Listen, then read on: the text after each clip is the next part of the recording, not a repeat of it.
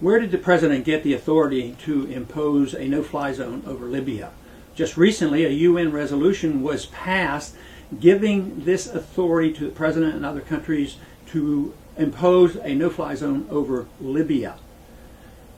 I suggested a few weeks ago, anticipating that there would be a no-fly zone imposed, that the president's obligation was to come to the Congress, claiming that putting a no-fly zone over Libya would be an act of war. He chose not to do that.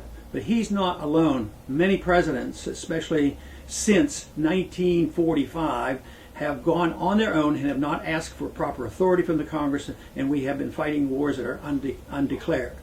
Interestingly, though, I find that Senator Lugar agrees with this position. He has written a recent article saying that it is an act of war to impose a no-fly zone over a sovereign nation, and that the only way he can get authority is to get the Congress to declare war. I certainly agree with that, and we'd be in a lot better shape if we'd have followed that advice a long time ago. But it's rather insulting to American people that this authority comes from the United Nations and not the Congress. The hype is that a lot of people are being killed over there and we have to go in for humanitarian reasons. But there's a lot of killing going on around the world. It is our puppet government in Saudi Arabia that's using force, that invaded Bahrain to quiet the dissenters.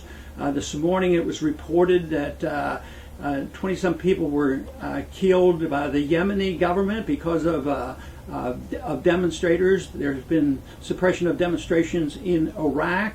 And just think, over the last couple of years, over 2,000 Pakistani citizens have been killed by our drone attacks.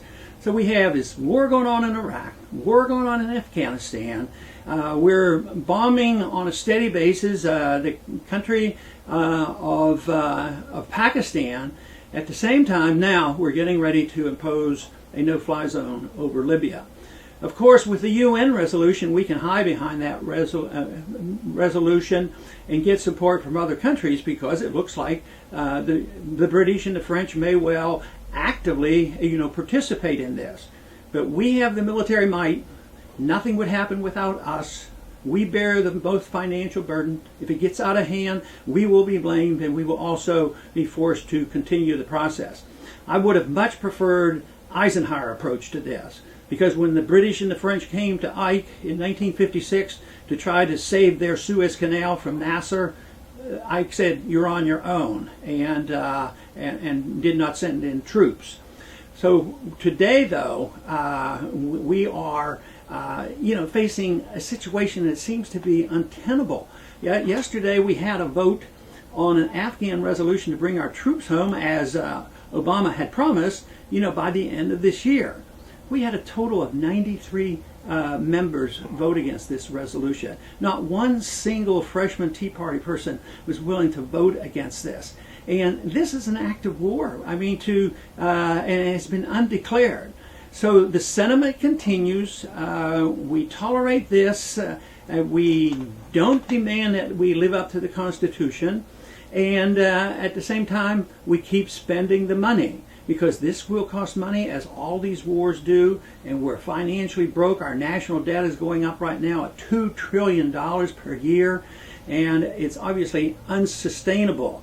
So for us to be derelict in our duty, the American people should be yelling and screaming about what the president is doing and why they should be contacting their members of Congress. But the Congress is derelict. They have said nothing. There's just a few of us who have even mentioned what the president is doing is not right, wrong, and violates the Constitution.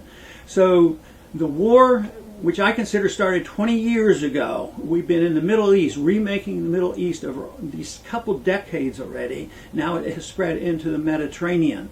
When will it ever end?